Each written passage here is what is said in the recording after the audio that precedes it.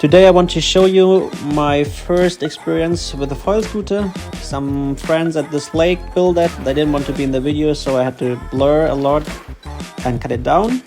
I thought it's really easy, but it turns out it isn't. I made a mistake. I thought it's like pump foiling, where you have to have like a wide stand, but it turns out you have to have like much more weight at the back, both feet also at the back, not like me.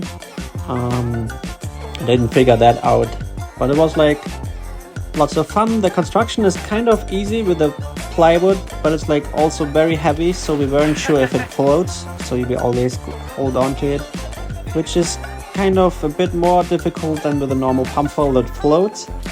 And as it turns out, it wasn't as easy as just pump foiling, so I would say it's a different thing. It's a completely different motion, rocking with the hands and the feet as a balance. And with pump foiling, it's more like the front foot and the back foot in a balance. They weren't pump foilers before, so that's why they took a better approach, I guess. I think holding onto something is less scary, but I will stick to pump foiling, but I would be interested to hear your opinion. So have a good day, and may the foil be with you.